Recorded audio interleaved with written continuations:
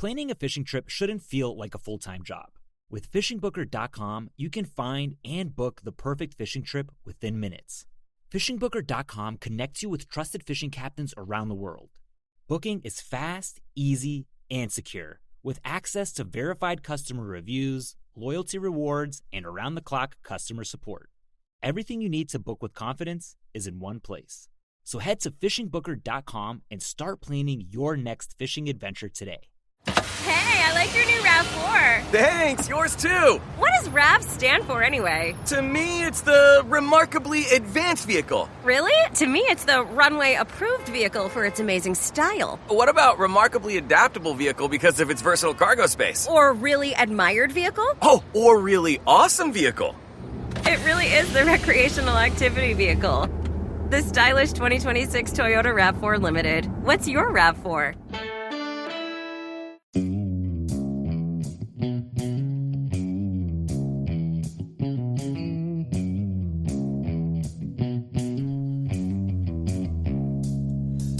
Alright, welcome back to the Survival and Basic Badass Podcast with Kevin and Chuck.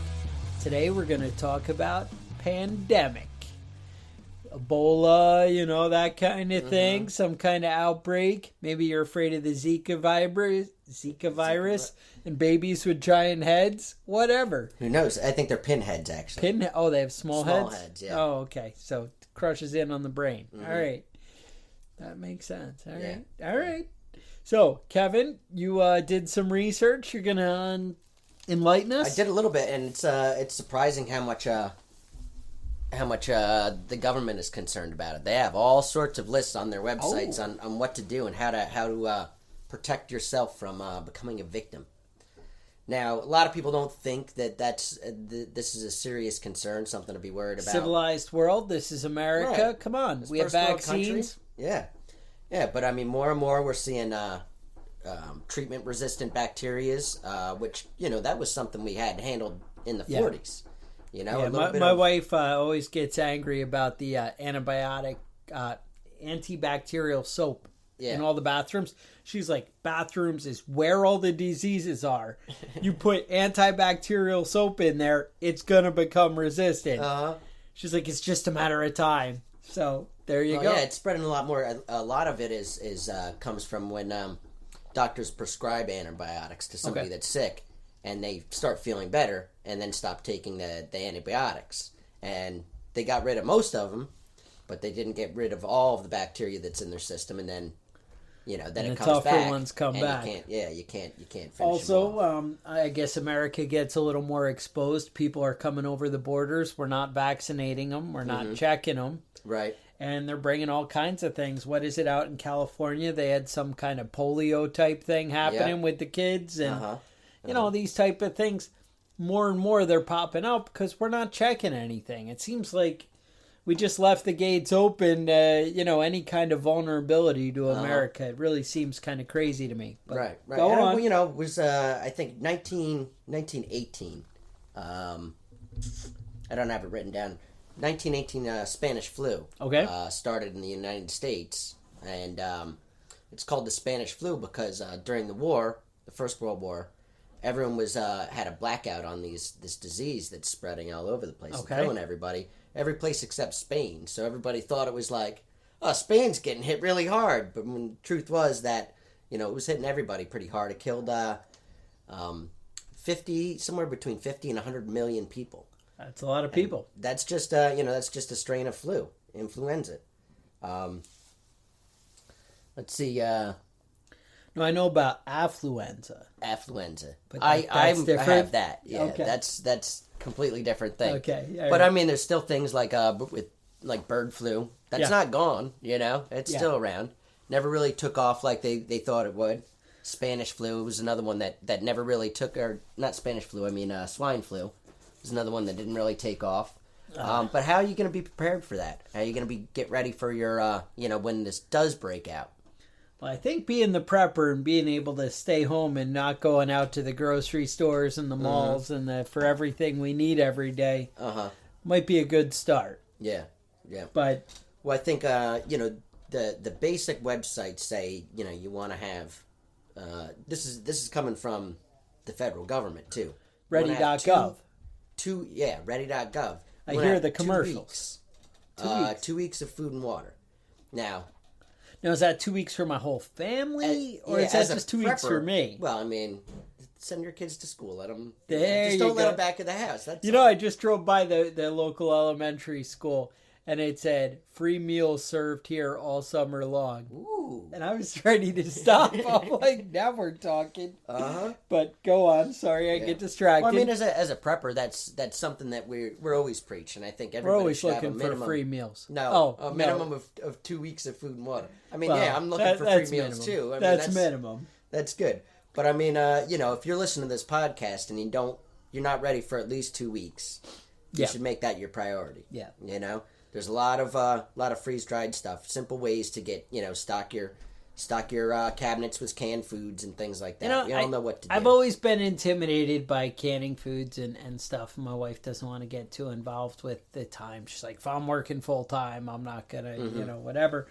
But I've been hearing about jarring, canning chili. Yeah. And I'm like, oh well, people jar sauces all the time. Yeah. So why the hell am I not doing chili? Because that's like the awesomest thing in the world. Yeah. And it's not even like I'm not going to use it. Mm-hmm. I had 100 jars of chili down there. What the heck? Damn it. Yeah, no, I know my you might not want to hang out with me if I have 100 jars of chili.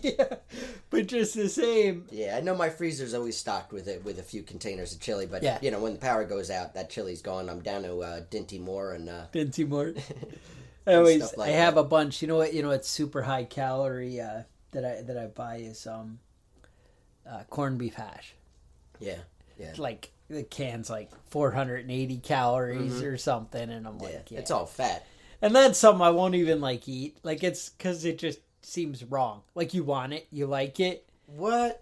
I eat it all the time. Oh, dude, I'll be a big fatty, Well, it's not, I mean, fat doesn't necessarily translate to fat in you. It's the sugars that translate to fat. I know, it's the 500 calories. Yeah, I mean, you can't eat anything else for the day. Another 12 hours. Yeah, exactly.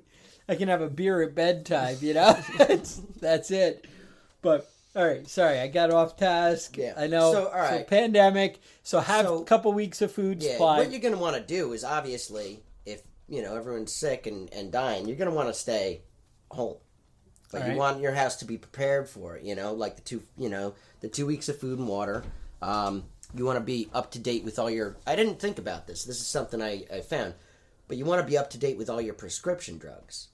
Mm-hmm. I don't take any prescription drugs right now, but if you did... That's because I'm a young, strapping young man, but... for the preppers out there that are in their 50s and 60s that have certain, high blood pressure, whatever it is, you want to be able to not have to run out to the drugstore because that's where all the sick people are heading to. Now, so basically, if they take this this article from Ready.gov or whatever, they can go in and show their doctor and say, hey, you got to up my prescription so I can be prepared because the government's telling me. Because a lot of doctors don't want to do it. No. They're, I don't want to give out any. Not too much at a time. And so that maybe is your loophole you're in, Yeah, well, they also don't want to give you your medical records. We were talking about that That's been my earlier. experience, yeah. Yeah, but that's something you should have at your home. You should have a copy of it at your house. And, they should be able to make you a copy of it, copy everything off at the doctor's office, but... They don't want to do it. They don't seem to want to do it. They're scared you're going to be your own doctor. Hey. I don't know what they're scared of. My kids keep telling me, you're not a doctor. And I'm like, so what? I've been sick before. I know what it's like. I bought some dental tools. They're like, you can't do it. I'm like, get over here and open your mouth and shut up. I'm going to tighten these braces up. Don't worry about it. I got you. I got this. Mm-hmm. But, all right, so maybe, but honestly, the honest answer is these outbreaks kind of, when they do happen, maybe doing little basic doctor at your home is the better way to go than going to these areas where all the sick people are. Yeah, but one of the things that they talked about with this is, if you're at a high risk for disease, you got to make sure you maintain your own health just to help combat it if you get it, like getting enough sleep. You want to eat healthy. You want to keep plenty of fluids, drink plenty of fluids. So I have to completely change my lifestyle. Right. Okay. Right, yeah. Eating healthy and drinking fluids. I mean, it doesn't beer and coffee doesn't count, you know.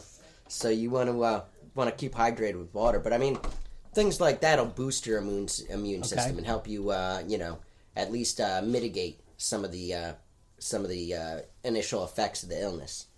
And what was the other one? Was the keeping hygienically clean. Keep your hands and don't touch your face. All that sort of stuff that you shouldn't do and you do anyway. No nose picking. Wash your hands frequently. Sucking your thumb. Wash your hands after you use the toilet. Because most of these diseases are transmitted by your mucous membranes, your mouth, your nose, your eyes.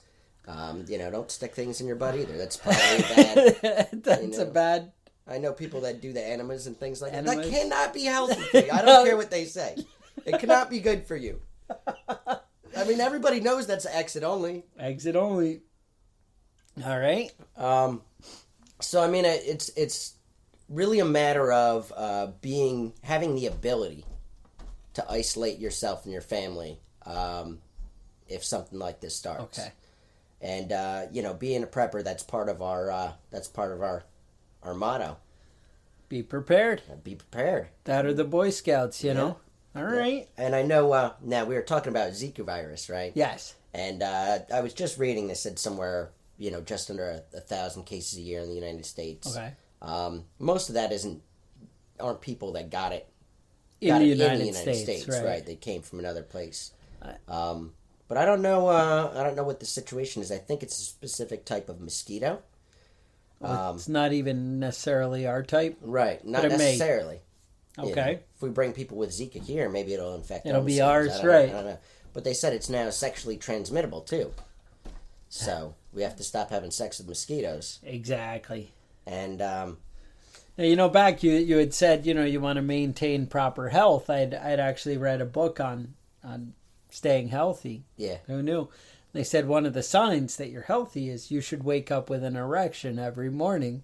And when the doctor says, "How have you been sleeping?" that's really what he's asking. Is what I was read. What I read is what he really wants to say is, do you wake up with an erection every morning? And that's a good sign that you're on task to, help. I just thought I'd put that out there in case you guys were wondering, well, I think I'm in optimum health. Yeah. Now you know. Do you have morning wood? If not, apparently every woman I know is unhealthy. Oh, no. Well, no, we're talking about men. Oh, okay. Only men. All right. You wake up. All right. So, all right. Just thought I'd share that as a little insight that I could give you. I told you on how to stay healthy. Kind of the family doctor. I handle things. Mm-hmm. That's why I have this special knowledge. Are you asking your children how they sleep? I try and block anything out. All right. So, I think a lot of the scare lately has been a lot of the anti-vaxxer situation. It's bringing a lot of diseases that we consider dead. Okay. Kind of reintroducing them. Okay. A lot of the illnesses that we're not concerned about, like malaria and the Black Death, and things like that. We don't necessarily have a lot of these in the United States, but it's possible for somebody to come back and then have a large enough population that's not vaccinated to cause it to spread. Okay. Malaria isn't that way. That was a bad example. But what I'd learned, though, is malaria has killed half of the people that have ever lived. Wow. That's a lot of dead people from malaria. Yeah. And I mean, you got to think about a lot of the people that died from it were, less than 1 year old. Right, and it's because we won't use DEET or something. Yeah. Well, obviously, half the people that ever lived, it's been over time. It's right. It's not now. Not present day, but still, it still kills people. It still kills quite a few people. Yeah. And, And so, I mean, it's that's one of the things to keep in mind is you can stay up to date on your vaccines. It's not a big deal to stop by the doctor's office and have them check it out. Checked out.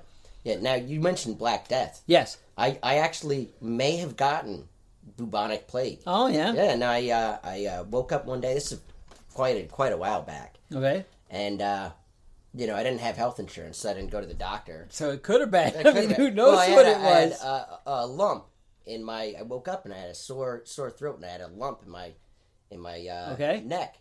And I was like, "Oh no, this is the Black Death. This will go away. This is not a big deal. I'll just sleep on it." And woke up the next morning, I was like, "Oh, it's bigger and it hurts more. It's gonna go away. I'll be fine." And finally, I had to go to the doctor, and the doctor said, "You know, we think you have the." He goes. You can have. It could be two things. He goes, either you have cat scratch fever or you have bubonic plague. It's a crapshoot. And I said, "That's not real, right?" I said, "You're joking." He goes, "No, bubonic plague is actually." Said they had a few cases in Arizona. Okay. Well, that's what he told me. He said not too long ago, but obviously the story dates back a little bit. Yeah. And basically he said, we can run a bunch of tests on you. Or I can just give you antibiotics. You can just take antibiotics. And so I chose the antibiotics, but we'll never know. I kind of would have wanted the test. Yeah, we'll never know. And I feel a little cheated on that. Now, I thought I had the Black Death once, but it turned out it was just the flu. Oh. Yeah, it's how do you know? Yeah, well, I had the flu. And yeah. You think you have you thought you've had the flu before? Yeah, right? You've had bad cold and it's the flu. No, when you get the flu, you're like, fuck, this sucks. It's not a bad cold. I haven't not moving out of bed hadn't missed a day of work in I think probably in like 13 years, and that's with that employer. Prior to that, in the military. You know, you go 10 years, whatever it was, and don't miss a day of work. So, bottom line is, I don't miss work. I'm not, somebody who's like, oh. And so I got this flu, man. I couldn't get up off the couch. I'm like, oh, I'm going to die. This is horrible. I can't move. And I deal with it for a day. And I'm like, oh, because, tomorrow it can't be like this forever. It's next day, same thing. Oh, God, I'm going to die. This is horrible. I can't move. I go to urgent care. Guy's like, yeah, you're just a pussy. It's the flu. And I'm like, no, this is worse. I'm going to die. And he's like, no, I'm pretty sure it's just the flu. But I'll tell you what, let me give you some prednisone. Miracle drug. Let me tell you. Really? So I thought there was nothing they could do about it. Gives me. I should have gone to the doctor. Gives me prednisone. Next day I'm at work. I mean, I wake up in the morning. I'm like, dude, let's do this. Let's go to work. Nothing. It's funny because I actually went to the doctor's house for a repair the next day. Oh, yeah? And he's like, first of all, how you feeling? And I'm like, pretty good.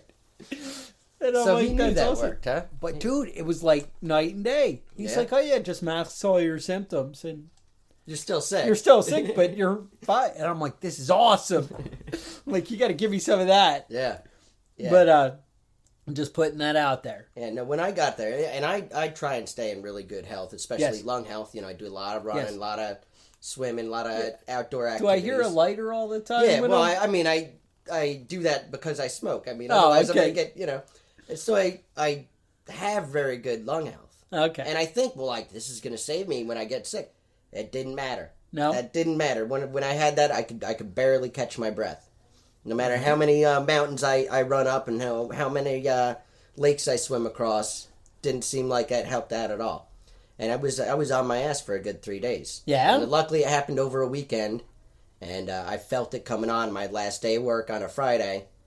And then Saturday, didn't leave the bed. Sunday, didn't leave the bed. And Monday, I was just barely able to pull myself up and get out there. And fake working. Yeah, fake working.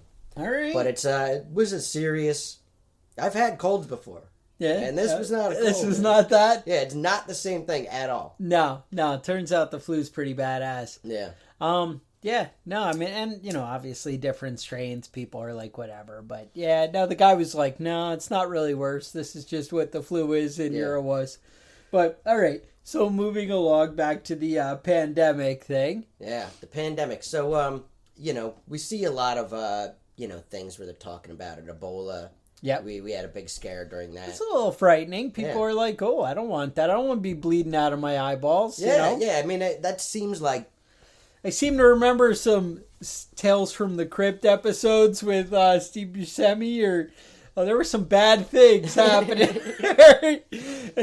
with plagues and outbreaks, and it's not something I really want any part of. No, and there's a couple of them that are really to me, worse. You know, like the dysentery, all the things you can get from that that give you like diarrhea until you die. Ooh. And that's not how I want to go. Just diarrhea to death?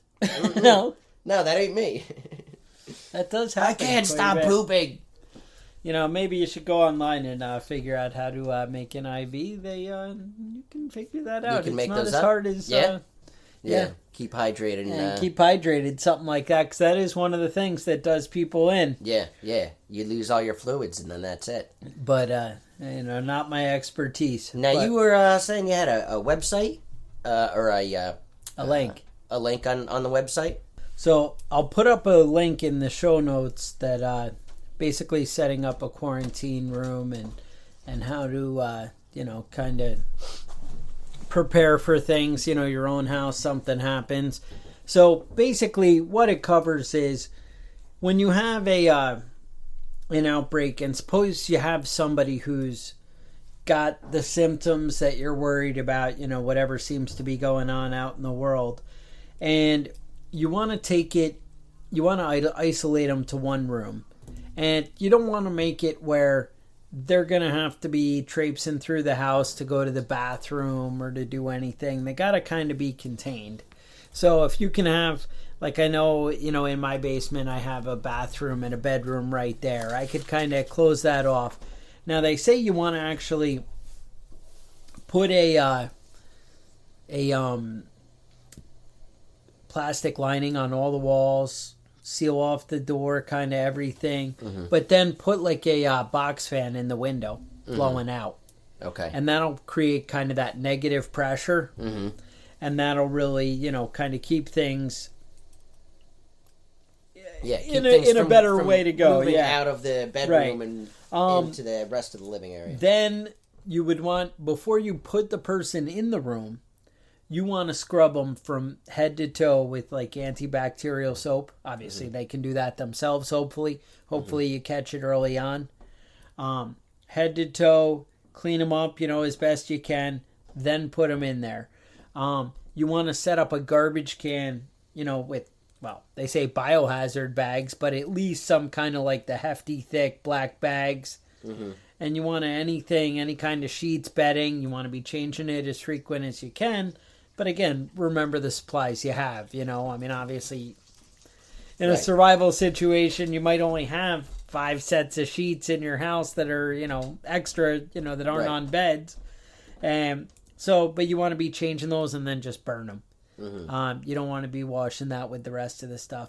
You want to make it that you're basically kind of slipping in food and not, really hanging out in there.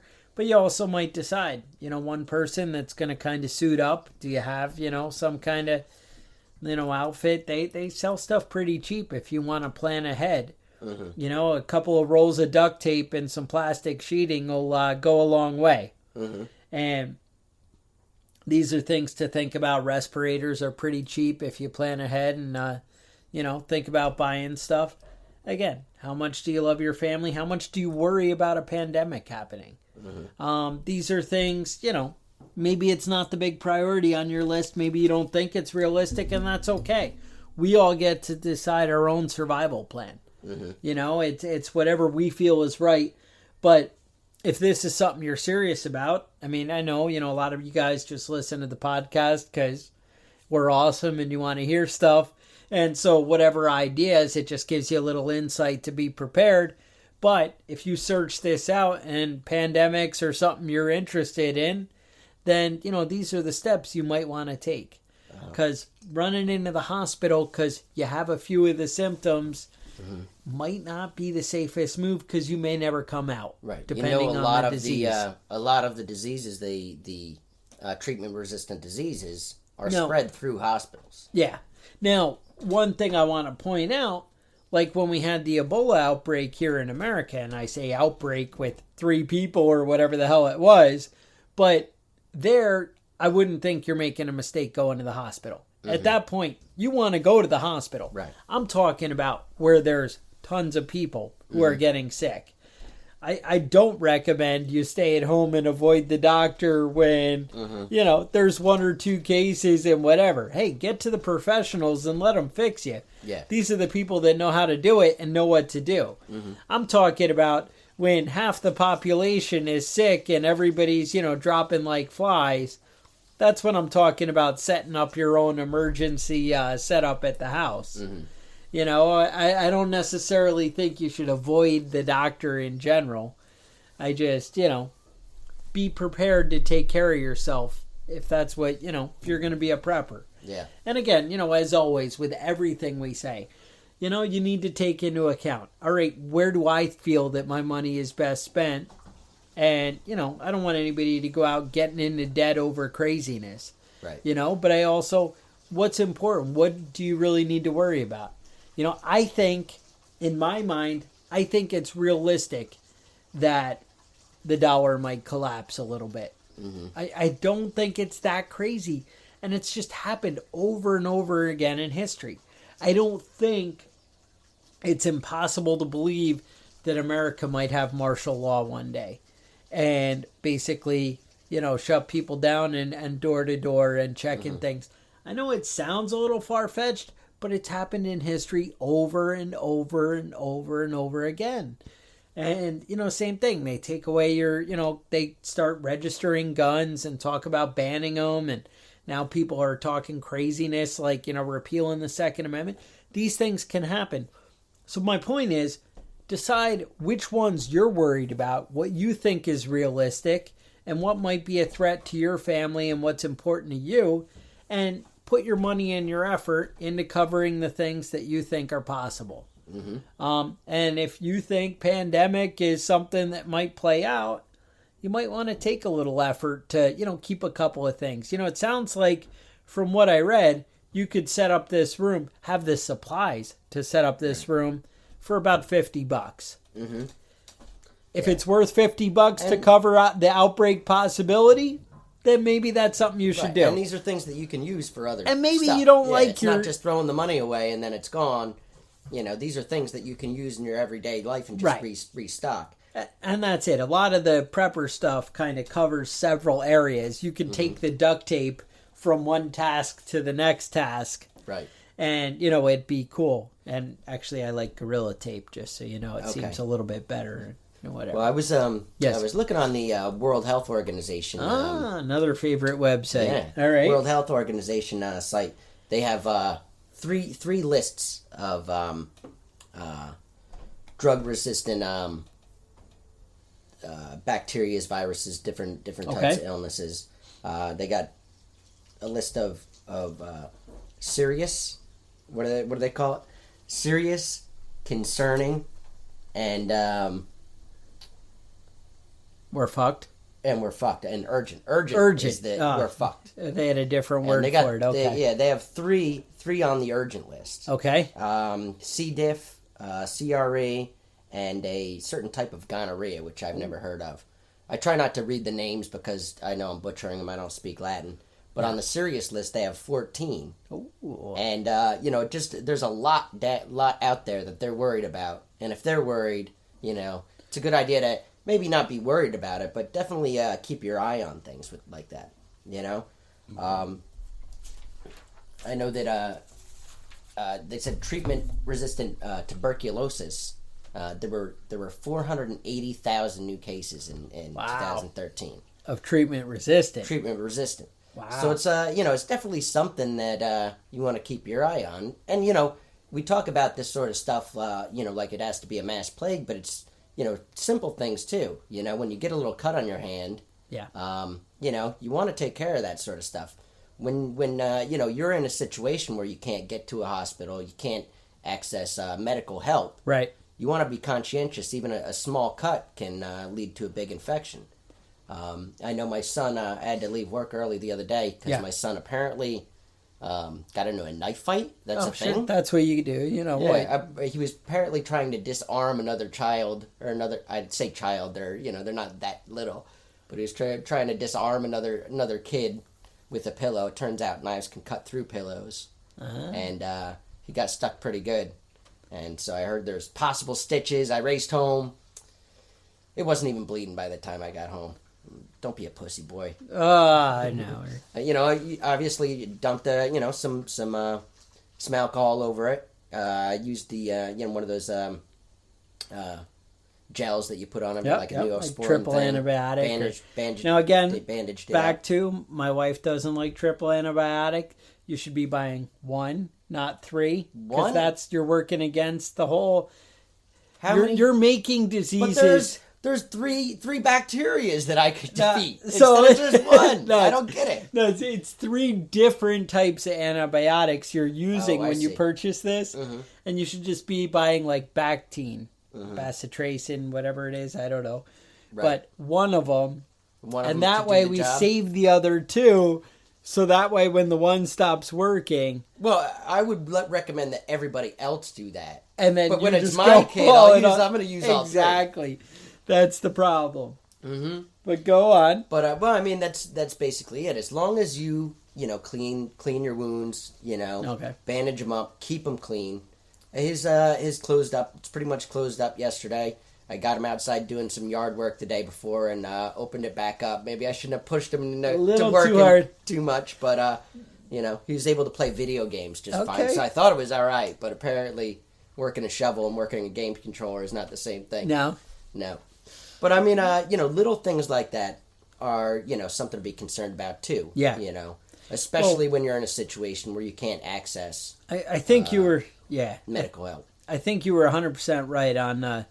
Having your overall health be up to par is going to be huge in you fighting and not getting sick. It's when your body's weaker that your infection and things are going to come in and get you. Yeah, it's usually the people that are already sick from something. That is part of and that's part of why the survival planning is such a big deal. I mean, people are like, well, I can live on almost no food and whatever. But when your body's in these weakened states and you're doing extra work, you're doing extra things, that's when you're most vulnerable to, infection and things. That's one of the interesting things I learned about the Spanish flu. Yes. That primarily killed young and healthy people. Not the old and the children, but I guess the body's reaction to the illness is what killed people. Overheating and things like that. So that's why it had such a huge effect. Because what happened then, obviously, was, it was in the middle of World War I. Okay. And people were being shipped all over the world from different places to different places. Yes. So the illnesses were spreading from country to country. Right, rapidly. With no sort of barrier. But, I mean, it's just something to keep in mind. To be ready for and be mentally prepared for... a situation like this and have an idea of what you're going to do and how you're going to react immediately, because you may not have weeks and months to think about a preparedness plan. And I hate to say it, running out to CVS when there's an outbreak isn't as cool as when you do it now when there's not a problem. Right. Because it turns out there might be sick people there. Yeah. And there's a lot of stuff you can get. I don't want to dime CVS. That might not be bad. Sick people go to Rite Aid too. It's not even like it's CVS is the bad one. Yeah. I just mean, I'm going to the pharmacy, and maybe that's where sick people are going. Right. So you might want to buy this stuff and plan a little bit beforehand. And things like ibuprofen, Tylenol. There's a lot of fever-reducing drugs that you can get off the shelf. Yes. There's a lot of wound care products that you can get off the shelf. Even simple things like tissues and hand toilet sanitizer paper and hand soap and things where you can keep yourself and the sick person clean will help prevent spreading it. Right. Now, hand sanitizer is huge. This kind of thing. The box fan that I had mentioned for the negative pressure in the rooms. Yeah. Hopefully something you can already have and use, whatever. But these things, they're like $15? Yeah. They're not a big deal. Hand sanitizer, honestly, it'd be cool if you had a lot of it. Again, we're talking about for when the things happen. I know if you don't want to buy hand sanitizer, Sam's Club has those big things of freaking rubbing alcohol that are huge, sure, and you could probably even dilute it with water 50% or I don't know. I know. Look on the internet, figure that out your own damn self. Yeah, stocked in the cabinet because it's not expensive. You can get a liter for about 98 cents. But now that article that I mentioned about setting up your quarantine room, they said you might want to purchase quarantine signs. To me, I think that's something you could use with like a Sharpie and a piece of paper. I don't think that's something you need to go that far. Just that might be overstepping it. Sign. Like, oh, I got the quarantine sign. I'm ready. I don't know if that's as far as I would go. But, But hey, that might be a good thing to put up on your door if your family isn't sick and there's an outbreak. Oh, I like that. Keep people out, yeah. Danger. Infected. Danger. Yeah. Move on. Move on. Move on. My garden in the backyard is also infected. I went in the backyard and coughed roll on around. I coughed on each pepper individually. So, with that, no, well, you got one more. I was talking to you the other day. My neighbor has turkeys. Okay. And they don't eat the turkeys. Yeah, they just mentioned them before. The turkeys. They like paint their toenails and things. Oh, that's fun. Well, they just stocked up on a bunch of baby turkeys. And these turkeys hatched? No, they purchased? They purchased these turkeys. They have baby turkeys in my backyard, and just this morning. Yeah. I didn't have to buy them. I also have turkeys that come through my yard just every morning. Out of your neighbor's yard? No, out of my woods. Different one. But I have two flocks, and they did fight it out one time over turf, and the domesticated turkeys didn't win. They didn't. When keeping it real goes wrong, they didn't know what they were doing. So maybe they should be preppers. They should be prepper turkeys. All right. But they're coming through the yard, and my dog chased them out. He's good for that, like keeping the yard secure. And there's one that's just squawking, walking around my backyard. So I went over there, and I picked it up, and I brought it over to the neighbor's yard and threw it in his yard and came back. And it came back, followed me over. And I couldn't figure out what was going on. It turns out the whole flock, they didn't move on. They just moved into my garage. And so there were about 20 turkeys in my garage when I went in there. And you would not believe how much piss and shit. Oh, they shit. 20 turkeys can leave in somebody's garage. They shit. It's everywhere. Just all the stuff that I keep in my garage to keep from getting they have no sphincter control. It's just everywhere. Sounds right. So I'm either going to have to, So maybe you need the quarantine sign. Yeah. Put on the door and just move on. I'm either going to have the neighbors clean it up, or I'm just going to start killing the turkeys as they come in my yard and eat better. Either one's going to cause some animosity between me and my neighbor, but I don't like them anyway, so it's all right. All right. Sounds fair. And that's it? That's the whole story. I just wanted to get that off my chest. We're caught up. You know, Kevin's got the quarantine in his garage, and we're ready for a pandemic. Mm-hmm. So there's swine flu breeding in the garage right now as we speak. Not swine flu, bird flu. Bird flu? Yeah, it's in there. It's birds, yeah. Yeah. All right. Sounds good. So, stay safe. We'll talk to you next week.